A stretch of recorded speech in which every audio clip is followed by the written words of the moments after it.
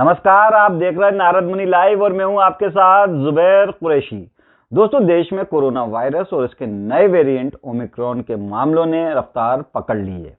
हालत देखकर पता चलता है कि नई दिल्ली, महाराष्ट्र, पश्चिम बंगाल जैसे राज्यों में अब लॉकडाउन ही विकल्प बचा है। तीसरी लहर की आहट के बीच इन जगहों पर कोविड-19 के मामले बढ़ने के साथ ही धीरे धीरे प्रतिबंधों का दौर भी शुरू हो गया है। वहीं अगर मध्य प्रदेश की बात करें तो मध्य प्रदेश में भी कोरोना के मामले लगातार बढ़ रहे हैं। खासतौर पर इंदौर और भोपाल में कोरोना मरीजों की तादाद में इजाफा हो रहा है। मुख्यमंत्री शिवराज सिंह चौहान ने अधिकारियों को कोरोना की रोकथाम के लिए कड़े निर्देश दिए हैं। वहीं प्रदेश के गृह मंत्री नरोत्तम मिश्रा ने कहा है कि कोरोना के मामले लगातार बढ़ रहे हैं, लेकिन प्रदेश में फिलहाल किसी भी तरह के कर्फ्यू या लॉकडाउन लगाने का इरादा नहीं है। आइए नजर डालते हैं कोरोना के नए वेरिएंट ओमिक्रॉन को लेकर देश में क्या स्थिति है।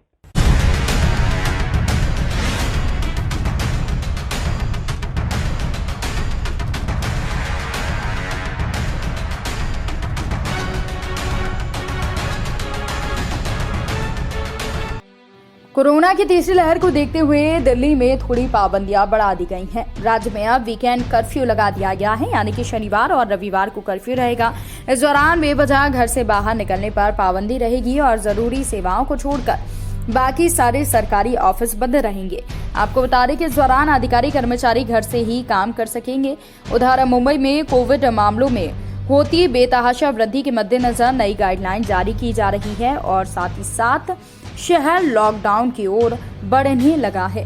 वहीं पश्चिम बंगाल, झारखंड, राजस्थान, मध्य प्रदेश समेत दूसरे राज्यों में नाइट कर्फ्यू लगा दिया गया है और जनता के साथ मिलकर क्राइसिस मैनेजमेंट कमेटियों के साथ मिलकर हम इस तीसरी लहर का मुकाबला करते हुए अपनी जनता को सुरक्षित निकाल ले जाएं, ये प्रयास है। बच्चों के वैक्सीनेशन को लेकर के एक बात सुन सर, बच्चों के वैक्सीनेशन के सेंटर्स मुख्यतः स्कूलों में बनाए जा रहे हैं और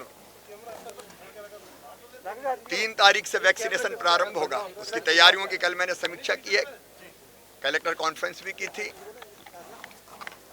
और हमारी कोशिश होगी कि जनवरी के महीने में ही हम उस काम को पूरा कर लें।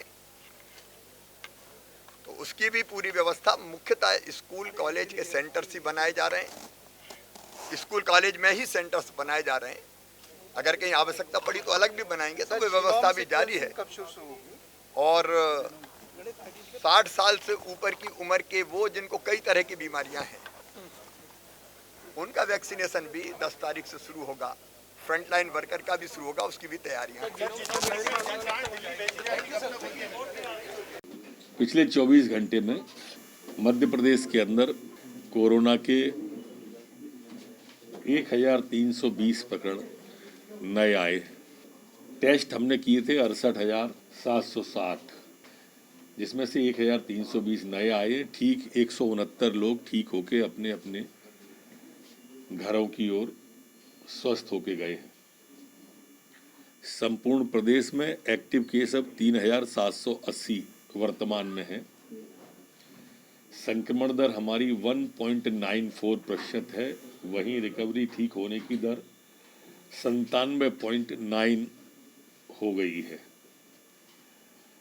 अभी हमारे 13 जवान पुलिस के संक्रमित हुए हैं। इनमें से 6 ग्वालियर में, 1 दतिया में, इस तरह से कुल 13 जवान हमारे संक्रमित हुए हैं। मैं यहाँ यह भी कहना चाहता हूँ, कोविड प्रोटोकॉल का सख्ती से प्रदेश में पालन कराया जाएगा और अब पेट्रोल पंप, डीजल पंप जो हमारे हैं, वाहन चालक अगर मास्क नहीं लगाए हैं तो उन्हें डीजल पेट्रोल न दे, ऐसी सूचना हम करवा रहे हैं। मास्क की जुर्माने की राशि के ये सभी के सख्ती पर विचार किया जा रहा है।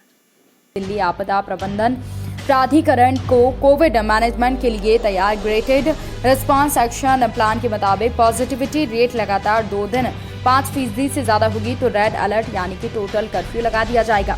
आपको बता दें कि DDMA ने 28 दिसंबर को येलो अलर्ट की घोषणा की थी। दिल्ली में रविवार को 4.49 और सोमवार को 6.46% पॉजिटिविटी रेट निकली है। इसलिए यहाँ पर टोटल लॉकडाउन लगने में ज़्यादा दिन नहीं बचे हैं। आपको बता दें कि 24 घंटों में कोविड के 5000 से ज़्यादा केस निकले हैं। इसके मद्देनजर सरकार ने राज्य में वीकेंड कर्फ्यू लगा दिया है। मतलब शनिवार और रविवार को घर से बिना वजह बाहर निकलने पर पाबंदी लगा दी गई है। साथ ही सरकारी कर्मचारियों का वर्क फ्रॉम होम कर दिया गया है। घबराने की जरूरत नहीं है। मास्क को एक हथियार बनाएं, साथ साथ बहुत जरूरी हो तभी घर से बाहर निकलें, और जब निकलें तो अगर मेट्रो या ट्रेन से बस से जा रहे हैं तो उसमें भी ध्यान रखें कि मास्क लगा के चलेंगे। लेकिन सैटरडे संडे पूरी तरह से कर्फ्यू रहेगा। आपको बता दें कि दिल्ली में येलो अलर्ट के तहत सभी सिनेमाघर और जिम पहले से बंद कर दिए गए हैं। और कोरोना संक्रमण के मामले में महाराष्ट्र पहली लहर से लेकर दूसरी लहर के दौरान बुरी तरह चपेट में रहा। अब इस बार यहां पर ओमिक्रॉन वाली तीसरी लहर का संकट मंडरा रहा है। आपको बता दें कि मुंबई में भी कोरोना संक्रमण काफी ज्यादा फैल रहा है। मुंबई में पिछले 24 घंटे में कोरोना के 10,000 से ज्यादा मामलों ने हड़कंप मचा दिया है। मुंबई की मेयर किशोरी पेडनेकर ने मंगलवार को कहा कि यहां पर कोविड-19 का आंकड़ा जो है वो 20,000 का आंकड़ा पार करते हैं तो केंद्र सरकार के नियमों के अनुसार शहर में लॉकडाउन लगा दिया जाएगा। पेडनेकर ने सुझाव दिया कि पब्लिक ट्रांसपोर्ट बसों और लोकल ट्रेनों में यात्रा करते समय ट्रिपल लेयर मास्क पहने।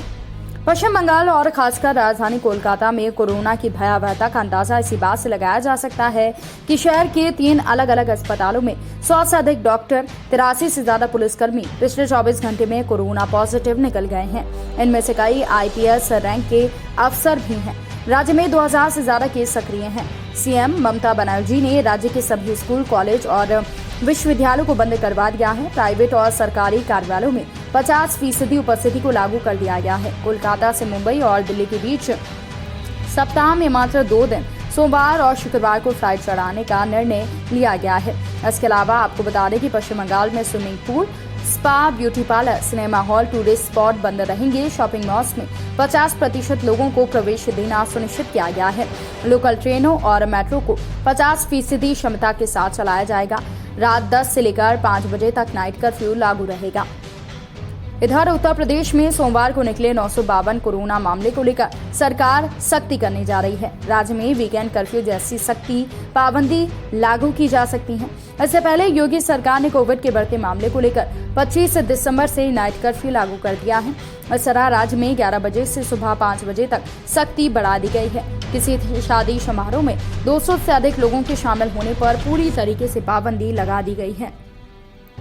आपको बता दें कि पिछले 24 घंटे के भीतर राज्य में ओमिक्रॉन के 18 केस सामने आ चुके हैं। अब कोविड के सक्रिय मामलों की संख्या 3137 तक पहुंच गई है।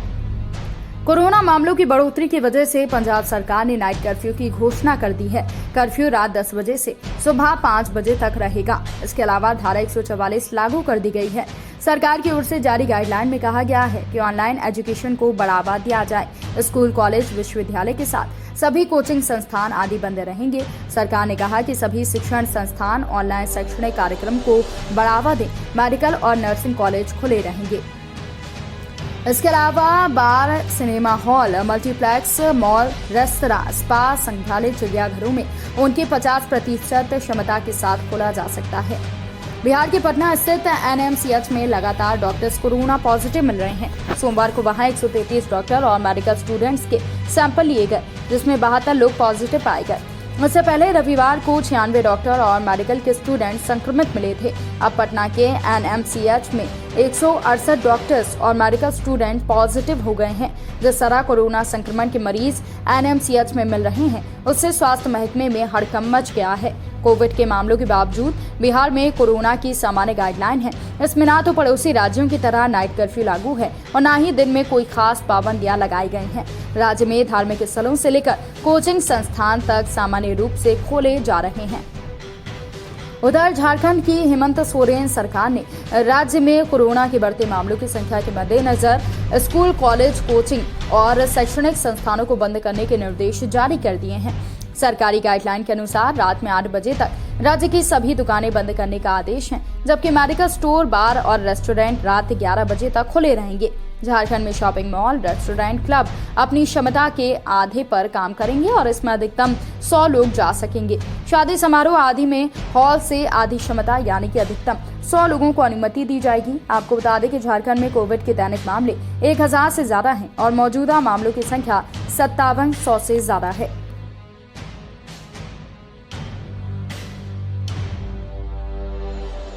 वहीं मीडिया से चर्चा करते हुए गृह मंत्री नरोत्तम मिश्रा ने कहा है कि प्रदेश में 24 घंटे में 78,760 लोगों का कोरोना टेस्ट कराया गया है। इसमें 1320 लोग पॉजिटिव आए हैं। इसमें पुलिस के कुल 13 जवान कोरोना से संक्रमित हैं। पिछले 24 घंटे में 159 लोग स्वस्थ हुए हैं। अभी प्रदेश में 3,780 एक्टिव केस हैं। कोरोना संक्रमण की दर में 1.94 और रिकवरी रेट पर सुधार हो रहा है और सरकार पूरी तरह कोरोना के लोगों पर नजर रखी हुई है। इसके कोरोना को देखते हुए फिलहाल सरकार के पास लॉकडाउन या पूरा कर्फ्यू लगाने का कोई प्रस्ताव नहीं है और अब सरकार कोरोना की रोकथाम के लिए एक नए कदम उठा रही है और अगर जो नए कदम है, जो नए प्रतिबंध हैं वो लागू किए गए हैं। पेट्रोल पंपों पर पेट्रोल डीजल बिना मास्क के नहीं दिया जाएगा। तो दोस्तों, कोरोना की तीसरी वेव से बचने के लिए कोरोना प्रोटोकॉल का पालन जरूर करें और खुद भी सुरक्षित रहें और परिवार को भी सुरक्षित रखें। नमस्कार, जय हिंद।